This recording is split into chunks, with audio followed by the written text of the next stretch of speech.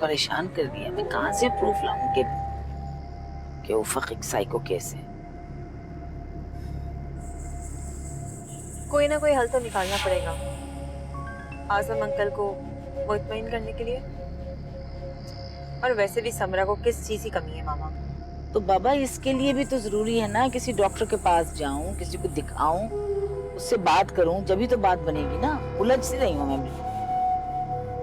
Medical certificate इतना जरूरी नहीं होता मामा। मेडिसिन प्रिस्क्रिप्शन भी किसी मेडिकल सर्टिफिकेट से कम नहीं होती। अल्लाह अकबर, तुम समझ नहीं रही हो ज़ेबा। देखो ना, मेडिसिन जो प्रिस्क्रिप्शन है उसके लिए भी किसी साइकियाट्रिस्ट के पास तो जाना पड़ेगा ना। अब मैं उसको लेके जाऊंगी, चिल्लाएगी नहीं, चीखेगी नहीं वो उफक, कैसे लेके जाऊंगी उसको? ओफो मामा, आप बिना वजह परेशान हो रही हैं। ये पाकिस्तान है, यहाँ पैसे देके सब काम हो सकते हैं। बस एक बार हम उफक को साइको साबित कर दें, फिर उससे हमारी जान छूट जाएगी। फिर सांप भी मर जाएगा और लाठी भी नहीं टूटेगी। ठीक, देखते हैं।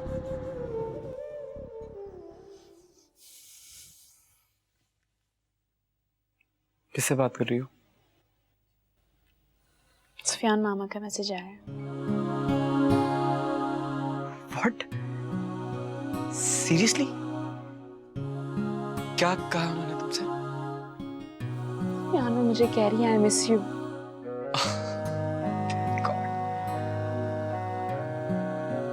अच्छा है, तो ये तो बहुत अच्छा हो गया ना। लेकिन अगर वो कॉल कर लेती तो ज्यादा अच्छा होता ना। अब देखो, उन्हें घर में रोकने वाला तो कोई है नहीं, वो खुद ऑल एंड ऑल है घर की। चलो मैसेज तो किया। सुफियान तुम ये सब छोड़ो, तुम्हें देखो ना मुझे क्या भेजा। It's cute.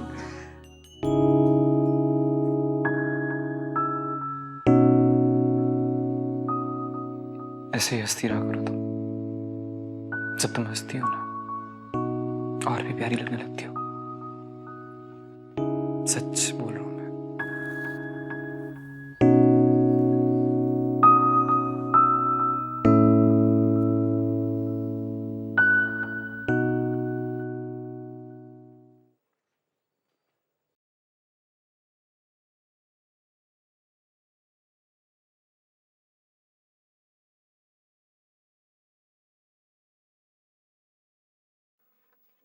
क्या बात है खालदा, कुछ परेशान हो? आज मुझे आना बहुत याद आ रही है। मेरा दिल चाह रहा है मैं उठ के उसके पास चली जाऊं। क्या बच्चों जैसी बातें कर रही हो? ऐना से हमारा कोई रिश्ता नहीं रहा। ऐसा मत कर, ऐसा मत कर इज़राइल, मेरा दिल कट जाएगा। ये पढ़े जरा, देखिए उसने कैसा मैसेज किया। मैं आपके आगे हाथ जोड़ती हूँ, प्लीज मुझे ऐना से मिलने से ना रोके। मुझे मेरी बच्ची से मिलने खालदा, तुम फजूल जिद कर रही हो। मुझे बस एक बार मुझे मेरी बच्ची से मिलने दे। एक बार बस।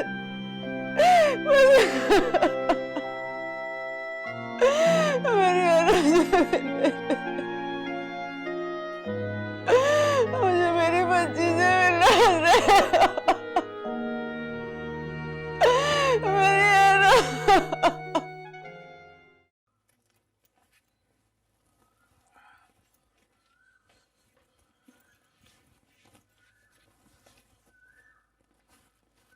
गुड मॉर्निंग अम्मी।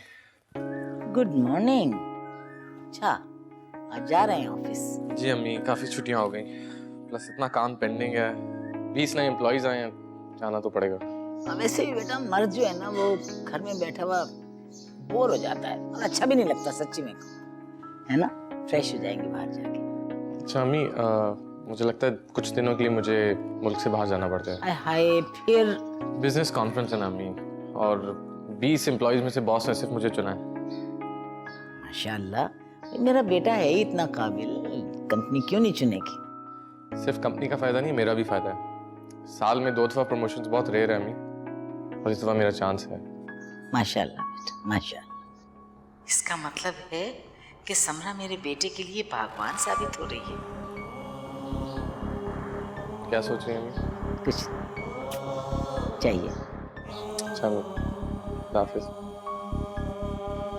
अल्लाह हाफिज बेटा, अल्लाह की हिफाजत। जीते रहे मेरे बच्चे, आप जीते रहे।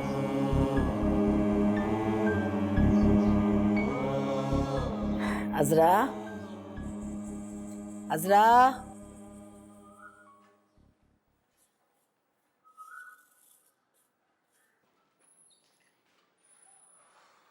अस्सलाम वालेकुम। वालेकुम अस्सलाम। ऐना नहीं उठी? नहीं अम्मी, उसकी तबीयत ठीक नहीं है। क्या हुआ बेटा, खैरियत? हाँ, वो रात में जरा देर से आए थे, थक गई है बेचारी। अच्छा, उठ जाती बेटा, नाश्ता करती, फिर आराम कर लेती। चलो, जब उठेगी नाश्ता कर लेगी। अम्मी, ये मासी नहीं आ रही आजकल? कहाँ आ रही है मासी? कितने दिनों से छुट्टी पर है। सारे घर का काम अंशरा को ही करना पड़ रहा है। अंशरा, प्लीज मेरा कमरा साफ कर दोगी? भाभी से कहें खुद ही कर लिया करे। वैसे भी वो अब नई नवेली दुल्हन नहीं रही। 15 दिन तो हो गए होंगे ना शादी को। इसमें इतना मुंह बनाने वाली कौन सी बात है? पूरा घर तो साफ कर रही हो ना तुम, अगर मेरा कमरा कर दोगी तो क्या हर्ज है इसमें? और वैसे भी ऐना को ये सब करने की आदत नहीं है, जानती हैं। तो जब घर से भागकर शादी कर रही थी, एक मासी भी साथ ही भगा लेती ना, ताकि घर के कामकाज वो कर लेती। बकवास बंद करो, तमीज नहीं है तुम्हें बात करने की। जो जी में आता कह देती हो।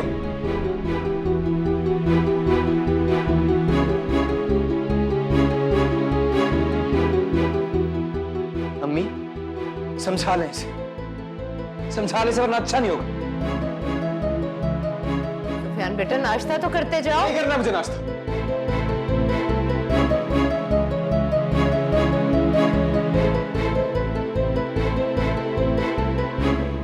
डॉक्टर साहब, अब आपके हाथ में है हमारे घर की प्रॉब्लम्स जो हैं। जी, सब बेहतर होगा। मेहरबानी है हमारे दामाद की कि आपको लेकर। आओ उफक, बैठो यहाँ। उफक बैठो। डॉक्टर साहब, ये मेरी भाभी हैं जिनका मैंने आपसे जिक्र किया था। उफक, घबराओ नहीं, ये डॉक्टर हैं, साइकियाट्रिस्ट। ये डॉक्टर नसीम हैं, साइकियाट्रिस्ट। मैंने बुलवाया इन्हें।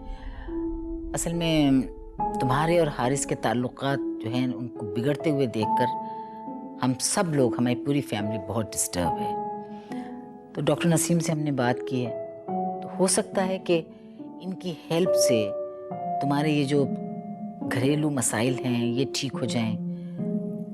हारिस के साथ जो तुम्हारे ताल्लुकात ख़राब हो रहे हैं वो भी कुछ बेहतर हो सके। तो हारिस को चेक कराए ना खाला। ज़हनी मरीज तो हारिस है, डिप्रेशन में भी वही गए थे। इलाज की जरूरत भी उन्हीं को है, मुझे नहीं। याद है ना, डिप्रेशन में गए थे, याद है ना आपको? उनके इलाज की जरूरत तो आप सबको है। सब लोग ठीक हो जाएंगे, मेरी शादीशुदा लाइफ खुद ब खुद ठीक हो जाएगी। उफक, आहिस्ता बोलो, डॉक्टर साहब क्या सोचेंगे? यही कि मैं पागल हूँ, पागलपन के दौरे पड़ते हैं मुझे, और इसीलिए तुम्हारा शौहर इस डॉक्टर को लेके आया यहाँ। देखिए खातून, आप गुस्सा ना करें, बल्कि आपको तो खुश होना चाहिए कि आपके ससुराल वालों को आपकी इतनी फिक्र है, वरना बहुत पहले आपका इलाज शुरू हो जाना चाहिए था। Shut up! Get out! Get out from here! पागल नहीं हूँ मैं, ये सब लोग पागल हैं, और तुम? पागल नहीं हूँ मैं।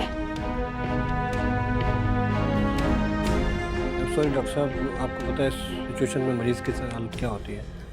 मैं समझ सकता हूँ, आप सॉरी। डॉक्टर साहब को गाड़ी तक छोड़ो, फिर डॉक्टर साहब को दोबारा तकलीफ देंगे। बहुत बहुत शुक्रिया।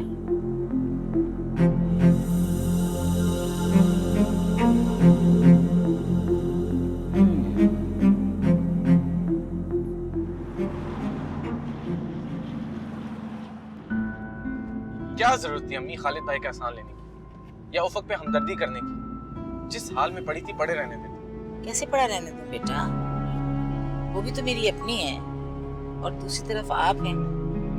कैसे गुजरेगी इस तरह से जिंदगी? इलाज कराना चाहिए। यूं तमाशा, झगड़ा करना, यूं तोड़ना फोड़ना, ये तो कोई हल नहीं है। अगर उसके साथ कोई मसला था तो उसके अम्मी अब्बू को कुछ करना चाहिए था ना, वो इलाज कराते इसका। बेटा वही फाइनेंशियल स्ट्रेन्स हैं, वही माशी मसाइल, उनसे छुटकारा मिलता तो किसी और चीज का सोचते ना वो लोग। खैर आप फिक्र मत कीजिए, दुनिया में हर मर्ज का इलाज है, इतना बड़ा कोई मसला नहीं होगा, इतना बड़ा। अच्छा हुआ बेटा आपने खुद फैसला कर लिया डॉक्टर नसीम से मिलने का। डॉक्टर नसीम से कोई बदतमीजी तो नहीं की उसने? नहीं, क्या बदतमीजी करनी है, बता नहीं सकती मैं, बस क्या बताऊं आपको, परेशान करने वाली बात है। खालिद की और मेरी हालत तो ऐसी थी कि मानो जमीन फट जाए और समा जाए हम उसमें। बहुत सूरत हाल संभालनी मुश्किल हो गई थी बेटा, बस क्या बताऊं। ये ज़ेबा क्यों फोन कर रही है? जी बेटा, जी आ रहे हैं बेटा, हम लोग आ रहे हैं। बेटा उफक कहाँ से आएगी? हाँ, हॉस्पिटल में तमाशा लगवाना है क्या, बताइए। जी मैं तो खुद चाह रही हूँ कि हारिस डॉक्टर नसीम से मिल लें। हाँ बस थोड़ी देर में पहुँच जाएंगे, आपको कॉल करती हूँ वहाँ पहुँचकर। हाँ तुम और खालिद आ जाओ, ठीक है बेटा? हाँ ओके। अम्मी कोई जरूरत नहीं है खालिद भाई और ज़ेबा आपा को बुलाने की, पता नहीं डॉक्टर क्या बोल रहे हैं उफक के बारे में, आखिर मेरी भी इज्जत है। बेटा आप बिल्कुल फिक्र मत कीजिए, बिल्कुल फिक्र मत कीजिए, रोक दूंगी मैं उन्हें, लेकिन आप अपने जहन को परेशान मत कीजिए बस। कितना अर्सा हुआ आपकी शादी को? तकरीबन 8 महीने। हाँ 8 जी।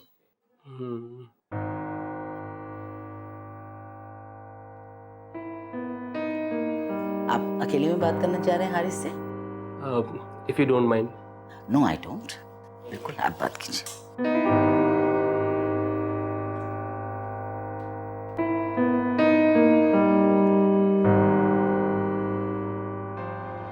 जी मिस्टर हारिस, अब आप मुझे खुल के बताइए कि आप अपनी वाइफ से सेटिस्फाइड नहीं है या आपकी वाइफ आपसे सेटिस्फाइड नहीं है?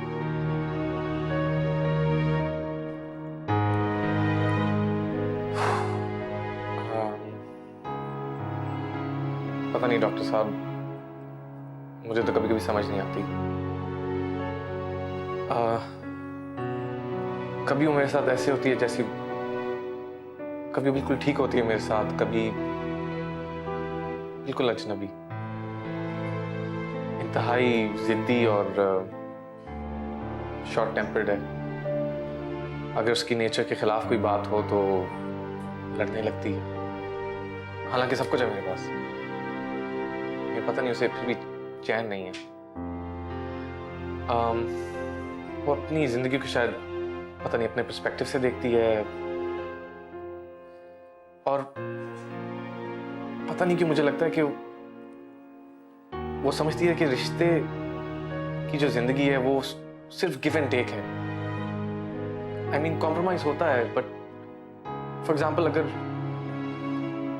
मैं उसकी कोई ख्वाहिश पूरी नहीं कर सकता तो वो मेरी कोई खुशी पूरी नहीं करेगी, और यही जिद इसने पूरे घर का माहौल खराब किया हुआ है। ओके, मैं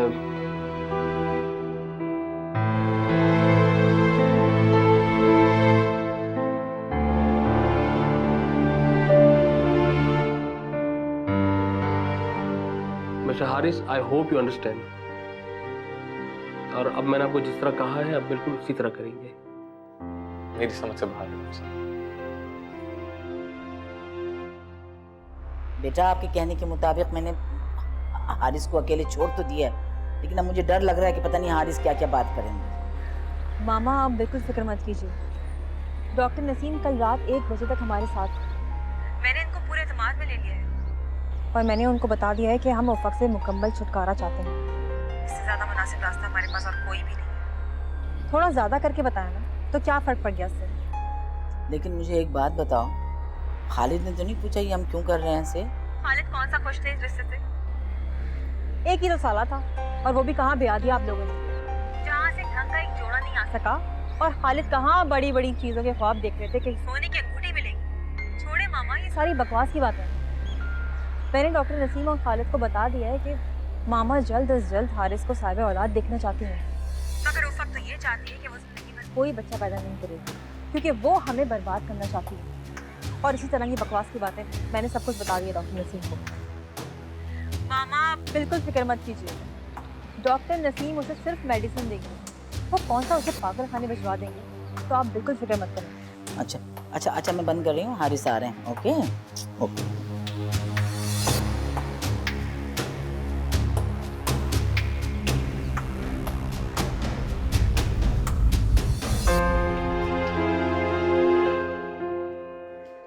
हाँ बेटा, क्या? काफी अच्छी तरह बात की उनसे। शुक्र है। मम्मी, उफक को हिस्टीरिया के दौरे पर, और हमने अगर टाइम पे इलाज ना करवाया उसका तो it can get worse. Plus ये उसका काफी पुराना मर्ज है। Oh my God। चलो बेटा घर चलते हैं, देखते हैं, घर पे चल के डिस्कस करते हैं। तुम्हारी बहनों को ही बुलाते हैं।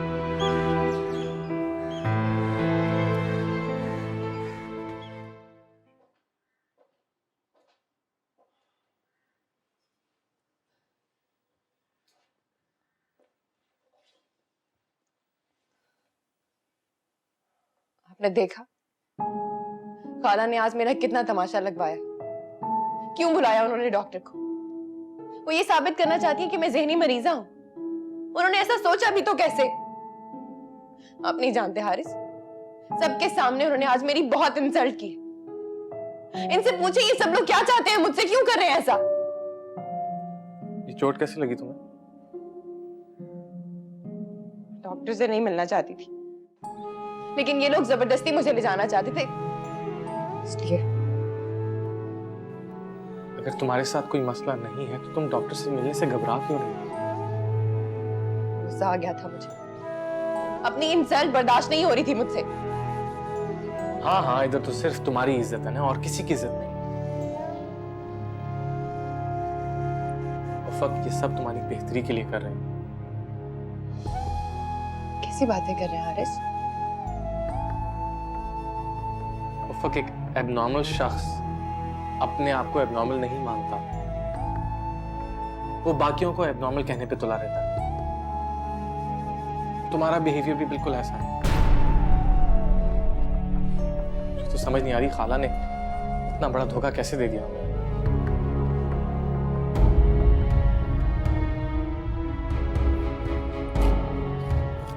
डॉक्टर ने मेडिसिन लिख के दी है,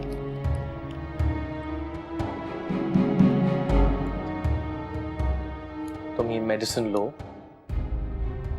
और अपना इलाज करो। प्लीज अपनी और मेरी जिंदगी अजियत में मत डालो। हाँ? चाहा था जिसको दिल से,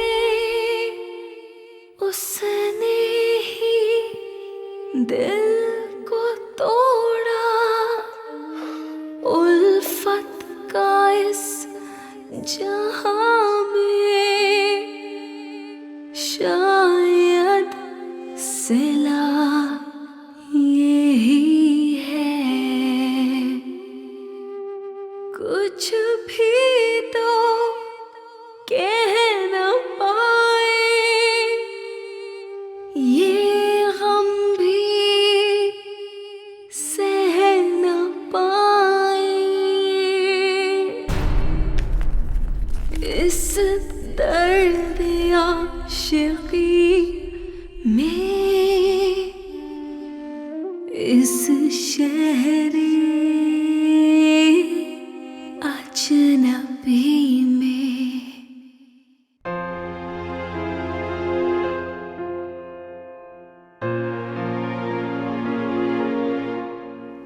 वो रुकेगी यहाँ कुछ दिन।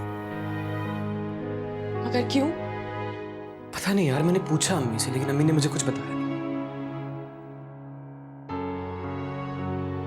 मुझे तो समझ नहीं आ रही है कि इन दोनों के बीच आखिर चल क्या रहा है।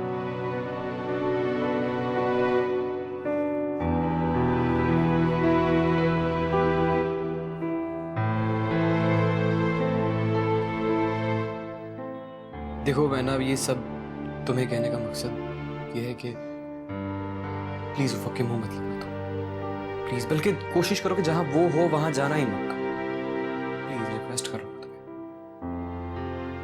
तो क्या वो लंबे अरसे के लिए आई है? पता नहीं। अच्छा ठीक है, तुम अपना मूड नहीं खराब करो। वैसे भी हम हनीमून पे जा रहे हैं, जब वापस आएंगे वो यहाँ नहीं होगी। अल्लाह करे। पहना ही क्या था उस पागल ने, और क्या जरूरत थी आपको कुछ चेंज करवाने की? सब कुछ ऐसा ही रहने दें। और कौन सा कोई खानदान वाले शामिल हो रहे थे इस शादी में जो कोई देखता भी? तो आप लोग वाकई संजीदा मेरी दूसरी शादी करवाने के लिए? Of course. क्या हम तुम्हें ऐसे ही अकेला छोड़ दें? हारिस बेटा, आप डिस्टर्ब क्यों हैं? उफक की वजह से? डोंट वरी, उफक तुम्हारा कुछ नहीं बिगाड़ सकती। मगर ये भी तो ठीक नहीं है ना, इस तरह उसे घर से निकाल के शादी करना। अम्मी मुझे बिल्कुल ठीक नहीं लगा। अगर वो बीमार थी तो हमें चाहिए तो उसकी ट्रीटमेंट कराते। वो ट्रीटमेंट करवाए तब ना। आजम अंकल किस तरह मुझे अपनी बेटी दे रहे, मेरी समझ से बाहर है। फकर मेरा सेपरेशन हुआ है, डिवोर्स नहीं हुआ। बात सुनो, आजम अंकल की बेटी कोई नन्ही बच्ची नहीं है, शादीशुदा है वो। शादी के 3 महीने बाद ही उसके हस्बैंड की डेथ हो गई और उसके बाद ही आजम अंकल एक अच्छे और खानदानी रिश्ते की तलाश में थे। जो तुम्हारी सूरत में उनको मिल गया, वो तुम पर कोई एहसान नहीं कर रहे हैं। और बेटा, वो बच्ची इतनी मासूम और इतनी प्यारी है, तुम्हें एहसास भी नहीं होगा कि उसकी पहले शादी हुई थी। आजम का सारा कारोबार संभाला हुआ है उसने, आजम को संभालती है। और जब हमारे घर में वो आएगी और आपको संभालेगी तो कितना अच्छा लगेगा। और हारिस बेटा, सुन लीजिए कि आप ऐसी ही लड़की डिजर्व करते थे। तो पहले शादी करवाती ना ऐसी लड़की से।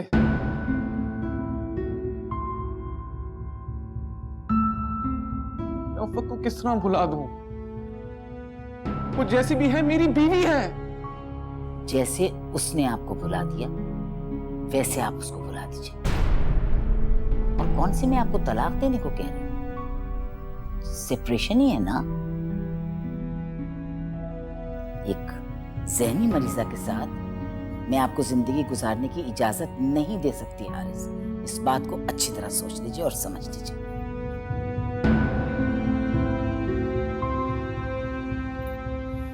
मैंने कहा था ना आपको कि उस पागल से जान छुड़वाएं। पता नहीं क्यों आपने गले में अजाब पाल के रखा हुआ था। डबल माइंड करके रख दिया आपने हारिस को, ना वो इधर का रहा और ना उधर का। अरे जिस लड़की ने पास रहकर रिश्तों की कदर नहीं की, वो दूर जाकर क्या कदर करेगी मामा। मैं तो कहती हूँ तलाक का नोटिस दे और फारिग करें इसको। नहीं ज़ेबा, मैं उसे कभी तलाक नहीं दूंगी। मैंने उफक पर रहम खाया था, अम्मारा पर एहसान किया था। मैं उसे तलाक दिलवाकर अपनी नेकी जाहिर कर दूं? नहीं। आपको अभी भी नेकी की पड़ी हुई है मामा, जबकि कानून और शरा दोनों इस बात की इजाजत देते हैं हारिस को कि वो उसे डिवोर्स दे दे, और ये उसका राइट है। जानती हूँ, लेकिन मैं अपने बेटे को ये इख्तियार इस्तेमाल नहीं करने दूंगी। मैं क्यों अपने बेटे के गले में बुराई डालूं? वो नाकारा थी तो इसका इल्जाम मेरे बेटे पर क्यों आया? और फिर तुम्हारे अब्बू का माशरे में एक मकाम है। मैं ये सब कुछ करके उनका नाम बदनाम क्यों करूं? क्यों माशरे में बदनाम करूं मैं अपने खानदान को? हाँ, अगर वो खुद खुला लेना चाहती है तो मुझे कोई एतराज नहीं होगा, लेकिन हारिस उसे तलाक नहीं देगा। ये मेरा आखिरी फैसला है, बस।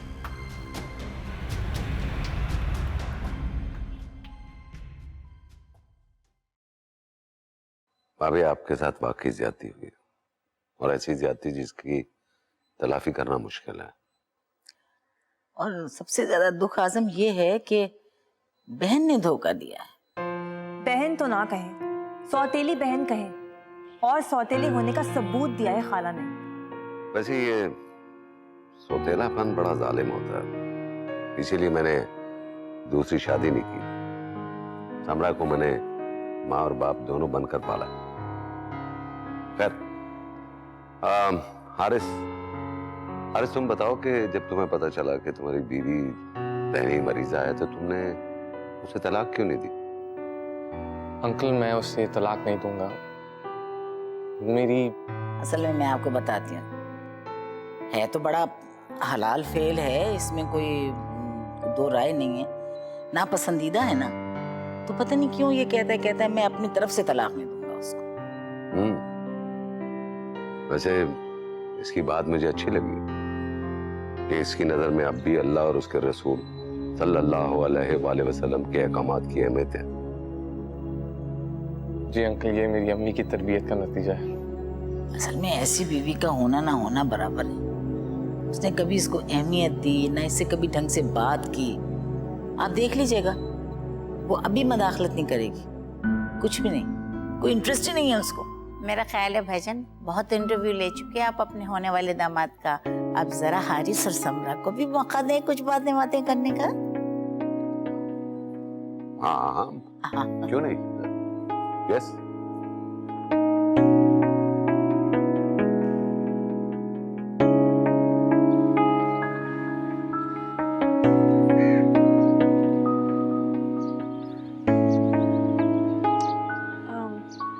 हारिस, मैं आपसे पूछना चाह रही थी कि शादी के बाद आपकी फर्स्ट वाइफ कहाँ रहेंगी? अपने पेरेंट्स के घर है, वहीं रहेगी। पेरेंट्स के घर पे? लेकिन जो मुझे उसकी कंडीशन के बारे में पता चला, मुझे तो लगा था उसको मेंटल इंस्टीट्यूशन में होना चाहिए। मेरी खाला का घर भी मेंटल इंस्टीट्यूशन से काम नहीं। काफी अच्छा सेंस ऑफ ह्यूमर। हाँ नहीं, अब है। हारिस, अगर हमारी शादी के बाद और ट्रीटमेंट लेने के बाद आपकी पहली बीवी नॉर्मल हो गई तो हमारे लिए काफी मसले हो सकते हैं। आप ऐसी ही फिक्र कर रही हैं। नॉर्मल हो भी जाए, मेरी तरफ कभी नहीं पलटेगी। आप शायद समझ नहीं रही, उससे हमारे रिश्ते में कभी दिलचस्पी थी नहीं और ना ही मुझसे लगाव था। अजीब सी लड़की है, मेरा दिमाग चकरा गया, मैं उसे समझ नहीं पाया। और आपको कैसी लड़कियां पसंद है? नॉर्मल हो। वैसे आपसे मिलके मुझे अच्छा लगा। इसी तरह हंसती मुस्कुराती लड़कियां पसंद हैं। वैसे आप,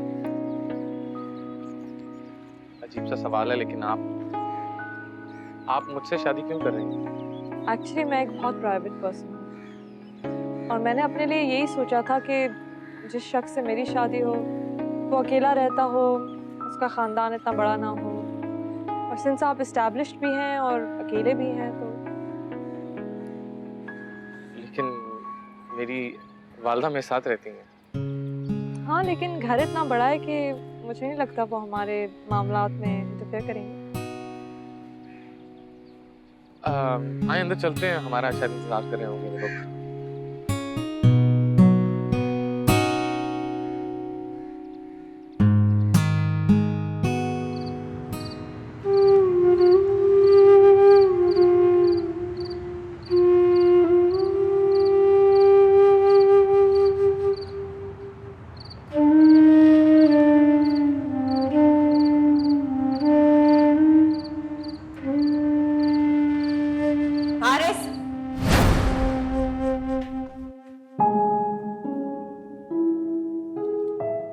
मेरी बात सुने हारिस, आप मेरी बात सुने बगैर यहां से नहीं जा सकते।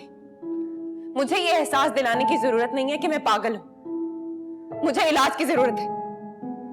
मैं वैसे ही यहां से चली जाऊंगी, इतना ढोंग रचाने की कौन सी जरूरत है? और हो सके तो ये मेडिसिन खुद यूज करें।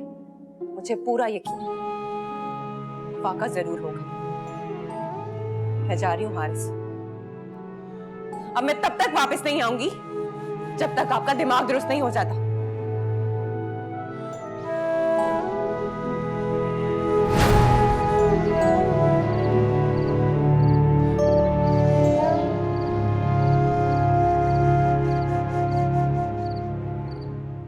किसको सुनाए हम, कोई नहीं है हमदम।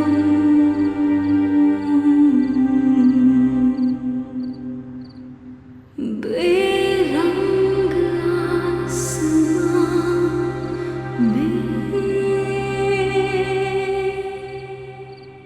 बेरंग से है मौसम। वफा किया तुमने ठीक नहीं किया।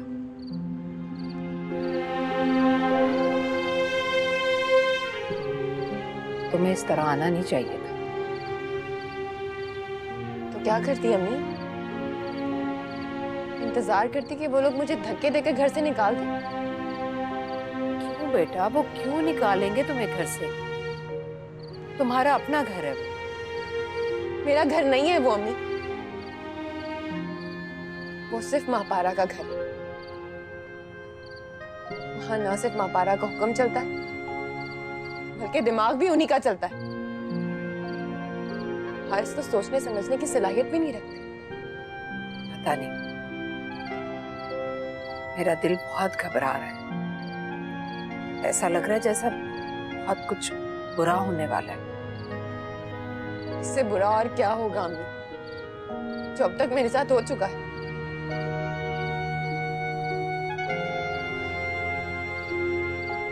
हर बार महापारा कोई ना कोई साजिश करे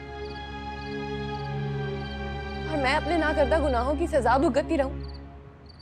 आप ही बताएं अम्मी, ऐसा कब तक चलेगा?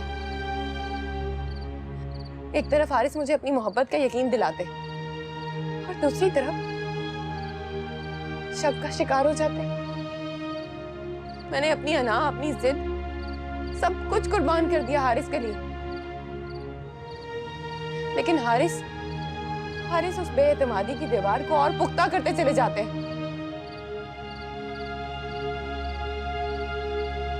जो खाला हमारे दरमियान हाइल करना चाहती है। तुम्हारे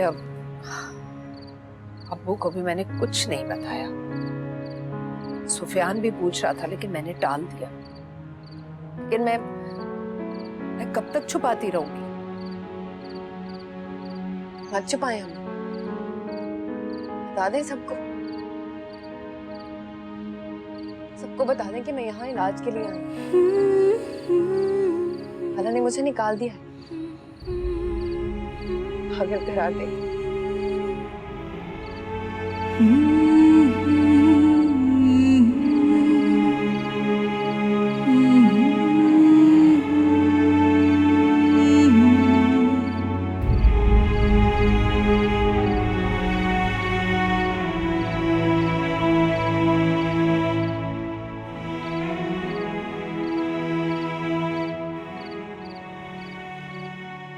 बड़ा मजा आया। ओहो हो, ला दिखाओ मुझे, चीजें तो दिखाओ जरा। हाय हाय, लम्या तो सोच भी नहीं सकती थी कि अल्लाह मेरी मुश्किल इतनी आसानी से हल कर देगा। वाकई मामा, हारिस की तो लॉटरी निकल आई। कितना बड़ा घर था आजम अंकल का, मैं तो हैरान रह गई। आपका अरमान था ना अपने बेटे को किसी ऊंचे खानदान में ब्याहने का, अल्लाह ने सुन ली आपकी।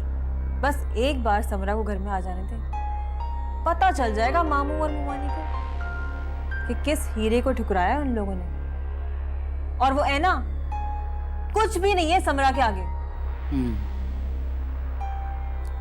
हारिस बेटा, आप खामोश हैं।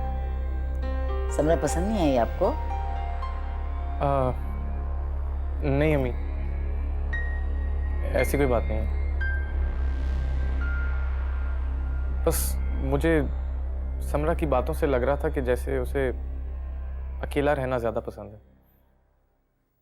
इसमें हैरानी की क्या बात है बेटा? जाहिर बात है वो अकेले घर में रहती है तो उसको अकेले रहना अच्छा लगता होगा।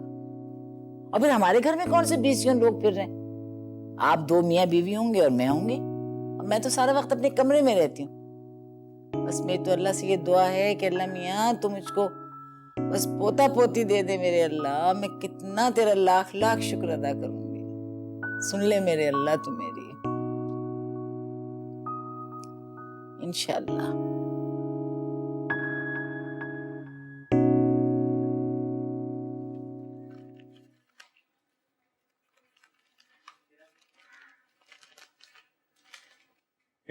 आरएस का कोई फोन नहीं आया अभी तक?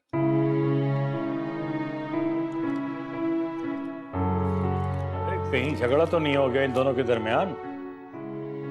नहीं, ऐसी कोई बात नहीं। तो फिर तुम अपनी बहन से पूछो क्यों बिठा रखा है उफक को 15 दिन से हमारे घर?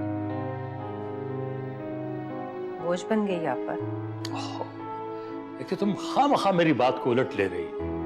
मैं इसलिए कह रहा था हमारा कि तुम्हारा बेटा हनीमून के बाद वापस आ रहा है, बहू साथ होगी, तो उफक का यहाँ होना भी अच्छी बात नहीं। ये हमारा घर है हैदर, सुफियान का नहीं।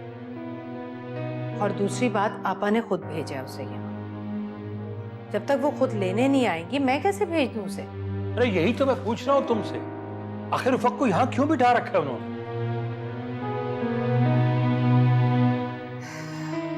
आप खुद पूछ लें, मुझे नहीं पता।